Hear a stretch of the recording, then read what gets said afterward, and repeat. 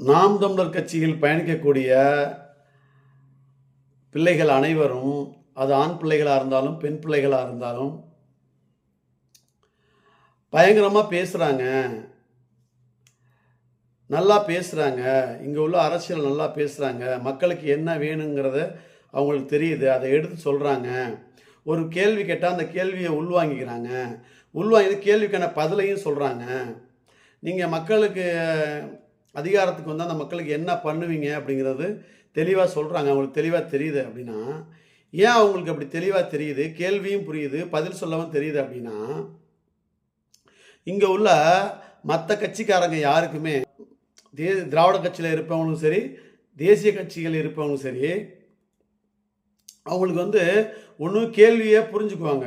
ஒரு மக்கள் பிரச்சனையை பற்றி ஒரு கேள்வி கேட்குறாங்க அப்படின்னா, ஒரு விவாத மேடையிலையோ இல்லை மக்களோ ஒரு கேள்வியை கேட்குறாங்க அப்படின்னா, முன்வைக்கிறாங்க அப்படின்னா கேள்வியை புரிஞ்சுக்கிட்டா பதில் சொல்ல தெரியாது.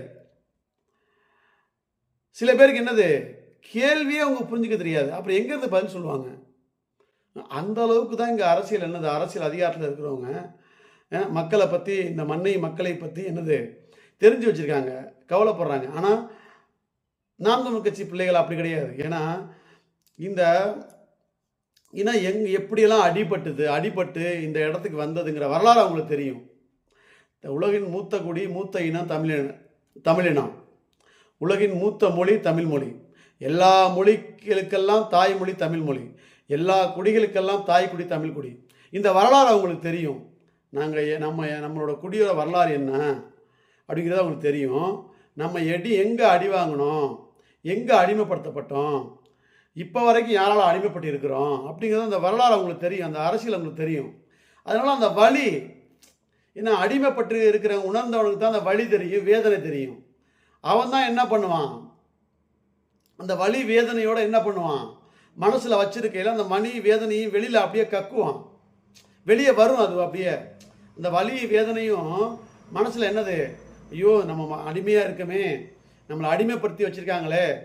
ஏன்னா இந்த சுதந்திர இந்தியாவிலையும் இந்த சுதந்திர நாட்டிலையும் 1947க்கு பிறகு சுதந்திரம் கிடைத்த பிறகும் தமிழ்நாட்டில் நம்மளை அடிமையாக வச்சுருக்காங்களே, தமிழ்நாட்டு அரசியல் நம்மளை அடிமையாக வச்சுருக்காங்களே அப்படிங்கிறத என்ன பண்ணுறாங்க, அவங்க அந்த அடிமைத்தனத்தை உணர்றாங்க. நம்ம அரசியலில் அடிமையாக இருக்கிறோம், நம்ம அரசியல் வலிமை இல்லாமல் இருக்கிறோம். இப்போ அரசியலில் நமக்கான அரசியல் இங்கே இல்லை, நமக்கான தலைமை அரசியல் இங்கே கிடையாது, தமிழர்களுக்கான ஒரு கட்சி இங்கே இல்லை, இதுவரை இருந்ததில்லை. அண்ணன் செந்தமிழன் சீமான் வந்த பிறகு தான் 2010க்கு பிறகு தான் தமிழருக்குன்னு ஒரு கட்சி இருக்குது. அப்போ தமிழன் எல்லா கட்சியிலையும் தமிழன் இருக்கான், ஆனால் தமிழருக்குன்னு ஒரு கட்சி இல்லை. அந்த கட்சி இப்போ 2010க்கு பிறகு தான் இந்த 15 வருஷமாக இருக்குது. ஆனால் இந்த கட்சி அந்த தமிழர்கள் ஆதரிக்க மாட்டேங்கிறாங்க. பிற மொழியாளர்கள், பிற இனத்தவர்கள் கட்சி ஆரம்பித்து தலைமையில் இருக்கிறாங்க, அந்த அந்த அந்த கட்சியை போய் ஆதரிக்கிறாங்க. அதனால் தமிழர்களுக்கு வலிமை கிடைக்காம போயிடுது, தமிழர்களுக்கு வேலை வாய்ப்பு கிடைக்காம போயிடுது, தமிழர்களுக்கு தமிழ்நாட்டில் அரசியல் ரீதியாக எதுலேயுமே முன்னுரிமை இல்லாமல் போயிடுது அப்படிங்கிறத அவங்க உணர்றாங்க. இங்கே உள்ள வளங்களுக்கு அழிக்கப்படுது, தமிழோட வளங்கள் காக்கப்படலை, தமிழர்களுக்கான வேலைவாய்ப்பை உறுதிப்படுத்த முடியலை, வேலைவாய்ப்பை பெருக்க மாட்டுறாங்க. இங்கே தற்சார்பு பொருளாதாரத்தை விட்டுட்டு சாராய பொருளாதாரத்தை முன்னிறுத்தி கொண்டாடுறாங்க, மக்களை சாகடித்து அரசாங்கம் நடத்துகிறாங்க.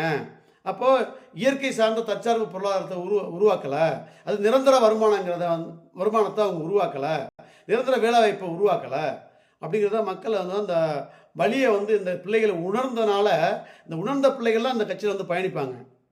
ஏன்னா அந்த மக்களை நேசிக்கக்கூடியவங்க தான் என்ன பண்ணுவாங்க, அந்த அடிமைங்கிற உணர்ந்தவங்க தான் அந்த கட்சியில் பயணிப்பாங்க. அப்படி பயணிக்கக்கூடிய பிள்ளைகள் தான் நாம் தமிழ் கட்சியில் பயணிக்கிறாங்க.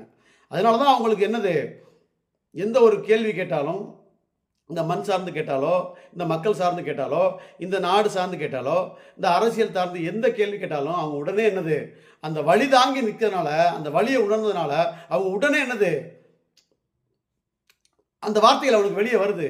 அவன் பதில் சொல்கிறான்.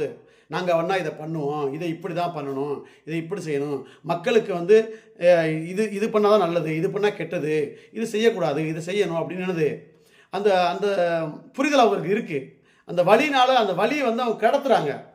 நாம தான் இப்படி இருக்கோம், அடுத்து நாம தலைமுறை பிள்ளைகள் இப்படி இருக்கக்கூடாது, இப்படி கஷ்டப்படக்கூடாது, அவங்களால சந்தோஷமாக இந்த மண்ணில் வளமோடு நலமோடு வாழணுங்கிறத என்னது எடுத்து சொல்கிறாங்க. ஆனால் மற்றவங்களுக்கு அந்த புரிதல் இருக்காது. அதனால என்னது அவங்களுக்கு தெரியாது அது.